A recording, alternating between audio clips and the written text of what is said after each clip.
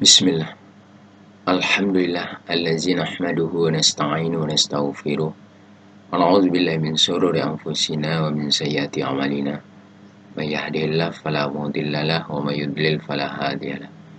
Asyhadu la ilaha illallah wahdahu la syarikalah wa asyhadu anna Muhammadan abduhu wa rasuluh sallallahu alaihi wasallam la nabiyya ba'da amma ba'd. Di dalam hadis yang diriwayatkan oleh Imam Bukhari dan Imam Muslim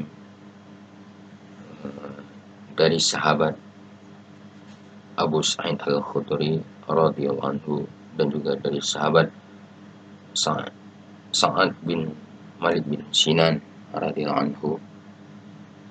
Hadis ini diriwayatkan oleh Imam Bukhari hadis yang ke-3470 dan juga Imam Muslim meriwayatkannya dalam hadis yang ke-2766. Dalam hadis ini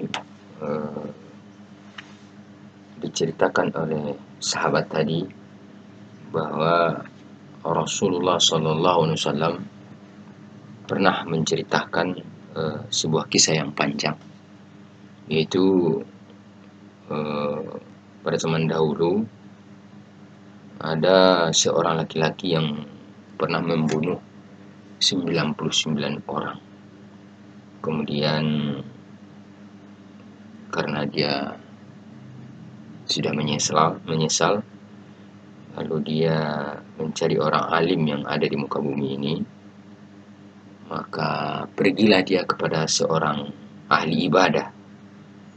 Maka dia menceritakan bahwa dia telah membunuh 99 jiwa tersebut. Lalu dia ingin bertobat. Maka ahli ibadah itu mengatakan kepadanya bahwa tidak ada tobat untuknya. Maka sewaktu itu juga dia membunuh ahli ibadah tersebut. Maka akhirnya genaplah dia membunuh 100 orang di dalam kehidupannya. Kemudian tentu timbul lagi penyesalan dalam hati. Maka dia mencari lagi alim yang ada di muka bumi ini. Maka dia pergilah kepada seorang yang berilmu. Maka dia menceritakan keadaannya yang telah membunuh 100 orang.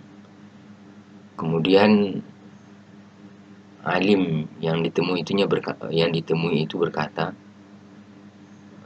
karena dia ingin bertobat,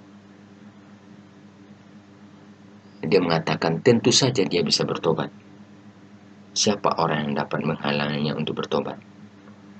Maka alim itu mengatakan, pergilah ke daerah yang ditunjuk, suatu daerah, karena di sana ada orang-orang yang selalu beribadah kepada Allah. Maka beribadahlah kepada Allah setelah kamu bertobat bersama mereka. Jangan kamu kembali lagi ke negeri kamu hari ini, karena negeri itu adalah negeri yang jahat, negeri yang buruk. Akhirnya laki-laki itu berangkat meninggalkan kampung itu, berhijrah dia ke tempat negeri yang baik yang ditunjukkan oleh ahli ilmu itu. Akan tetapi di tengah perjalanan dia meninggal dunia. Kemudian malaikat rahmat dan malaikat azab berselisih tentang laki-laki tersebut. Malaikat rahmat mengatakan dia sudah datang dalam keadaan bertobat menghadap Allah dengan sepenuh hatinya.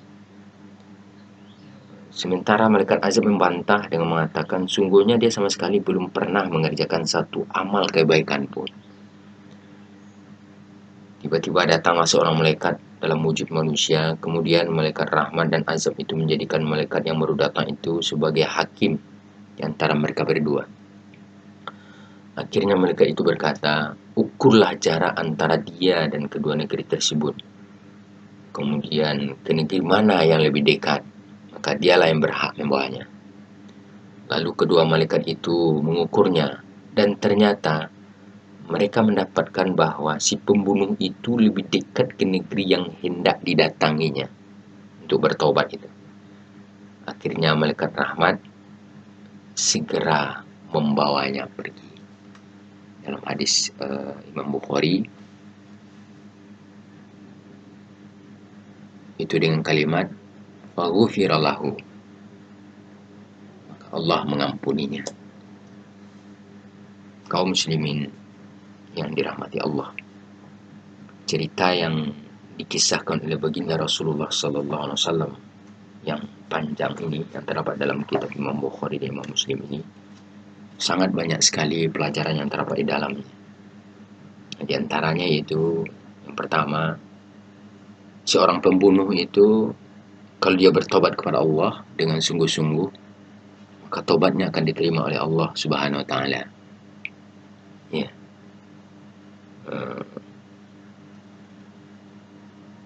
Kemudian yang kedua, pelajaran di dalamnya adalah bahwa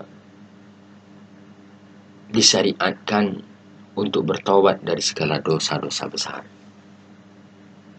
Kemudian ketiga,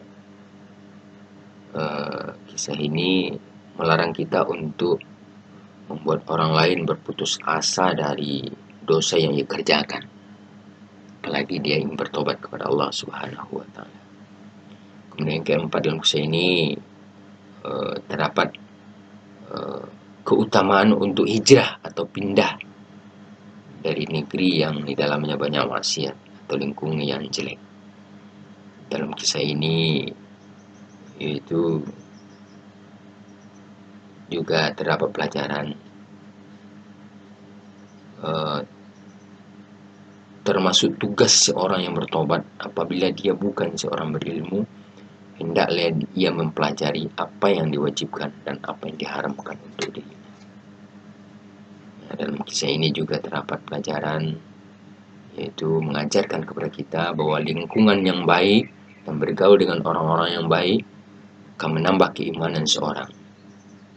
Dan sebaliknya, apabila lingkungan rusak atau menyimpang, banyak kesesatan, maka juga akan membawa kepada orang tersebut kepada dosa dan kesesatan.